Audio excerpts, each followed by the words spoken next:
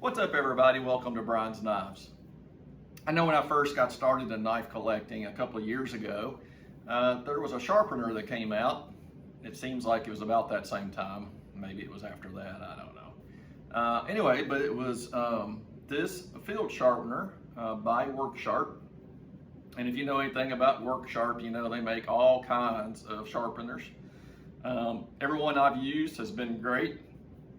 But this little field sharpener is just one of the best things they offer, I think, in the package that you get and the size of it.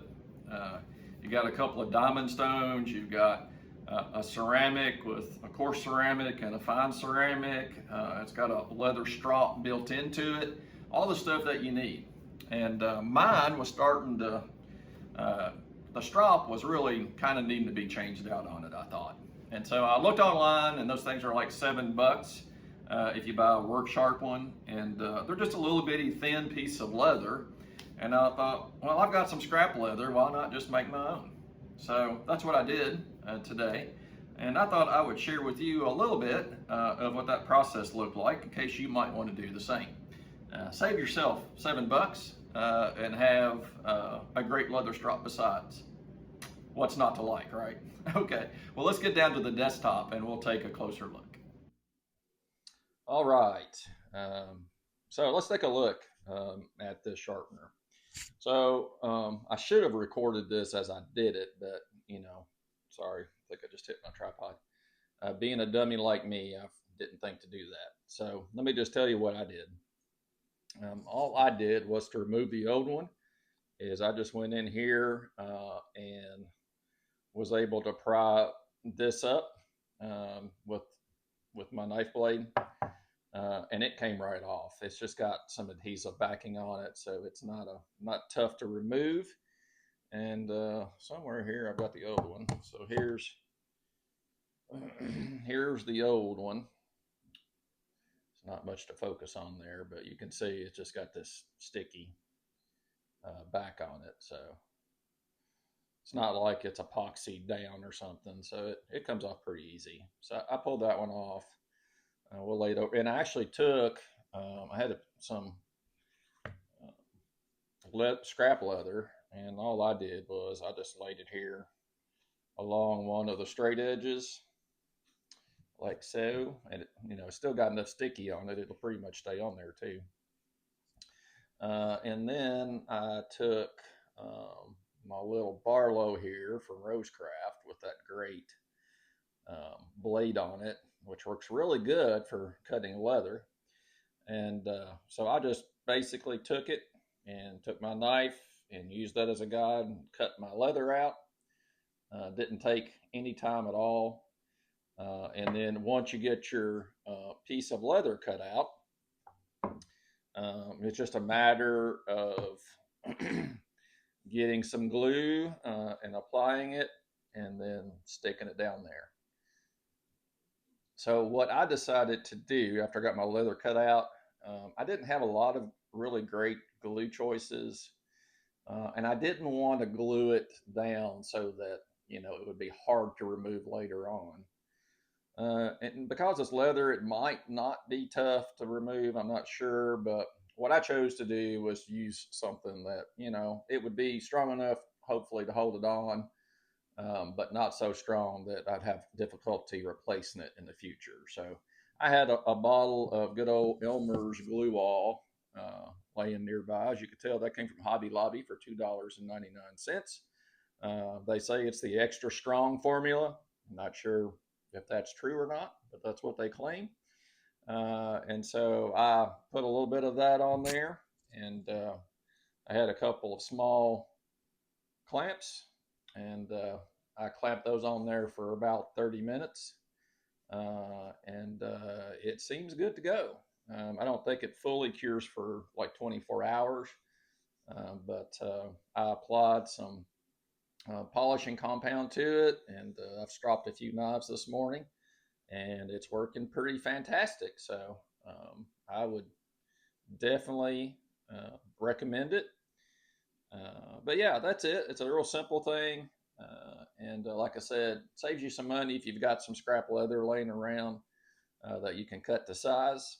and then just having some sort of adhesive you can apply to it to hold it onto your sharpener, and you're good to go for a bunch more sharpening.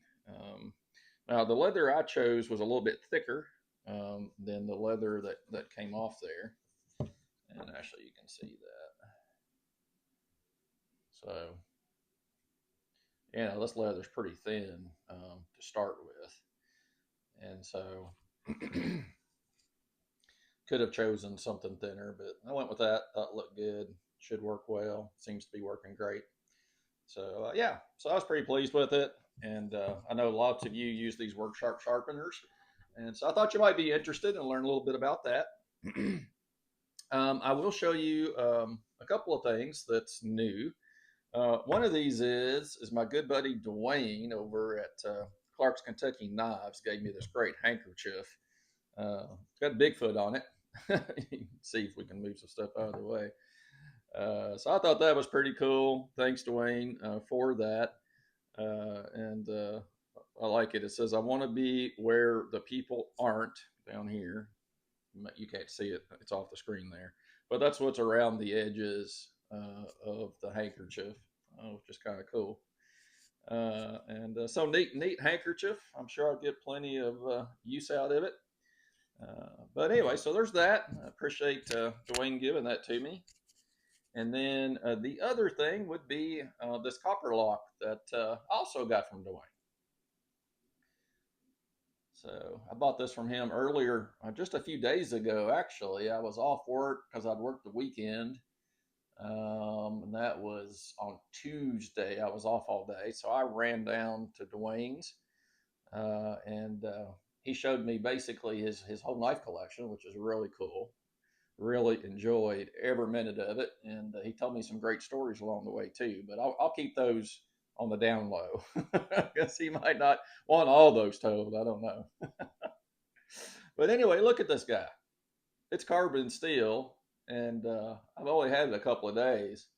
I look at the patina or those tieners on that blade already. It's pretty awesome. I couldn't believe how good they actually did look. And I tell you, all that I've done, I've just kind of used it with whatever I was doing during the day. And I had a steak for lunch on Wednesday, and so I used this guy to cut it up.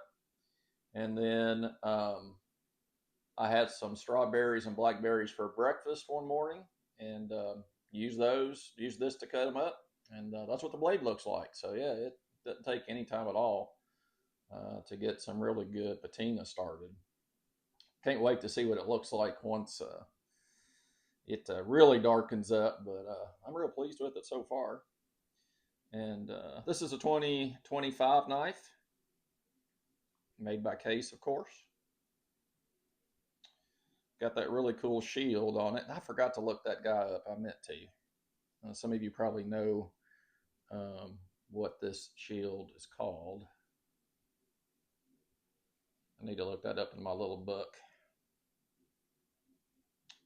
But yeah, it's a great knife. The fit and finish is just fine on it.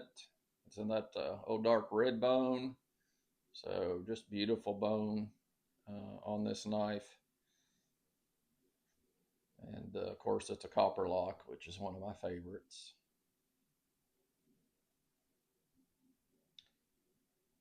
So yeah, another Copperlock added to the collection.